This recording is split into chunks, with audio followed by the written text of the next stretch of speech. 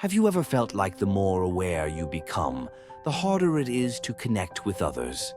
Like the deeper you think, the more distant you feel from the world around you.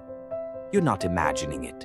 In fact, the journey of deep thought is often a lonely one. Not because others dislike you, but because most people aren't ready to look where you're looking. The history of the outsider mind. Throughout history, society has revered intelligence in theory, but rejected it in practice. Why? Because true intelligence doesn't just innovate, it disrupts, it questions. And most people don't want questions, they want comfort. From Hypatia to Nietzsche, from Spinoza to Ada Lovelace, thinkers who challenged the boundaries of thought often paid a price, not because they were wrong, but because they broke the spell of normalcy. Why deep thinkers feel isolated. So, why is it that those who think deeply often feel misunderstood, or even invisible? The answer is rooted in the psychology of identity.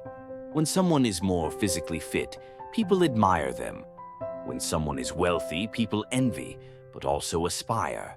But when someone challenges how we think, our beliefs, our assumptions, our mental model of the world, that's not just uncomfortable, it's threatening. The mirror of intelligence. This is what psychologists call cognitive dissonance. Deep thinkers act like a mirror, not showing others who they want to be, but who they are. And when someone sees their unexamined thoughts reflected back at them, the instinct isn't gratitude, it's defense. This is why deep conversations often get shut down with a laugh, a shrug, or a sudden topic change. Not because your ideas lack merit, but because they require vulnerability. And vulnerability is rare currency in modern conversation. The social survival instinct. Human beings evolved to survive in tribes, not to chase truth, but to fit in. Thousands of years ago, being exiled from your group meant death, so our brains learned to prioritize belonging over understanding. And that survival instinct didn't go away. Today, the group is still sacred. The one who questions too much, still seen as a threat. Why intelligence can be intimidating? Intelligence, real, questioning, nuanced intelligence, often intimidates. Not because it's aggressive, but because it exposes the limitations of the collective mind. The smarter you are, the less likely you are to blindly conform, and that makes you unpredictable. And unpredictable people make the group nervous. Biases against truth seekers. Modern research reveals something else. The more confident someone sounds, the more others believe them, regardless of whether they're right.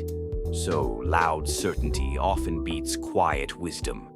This explains why we live in an age where influencers with shallow ideas go viral, while thinkers who challenge the norm are buried under the algorithm.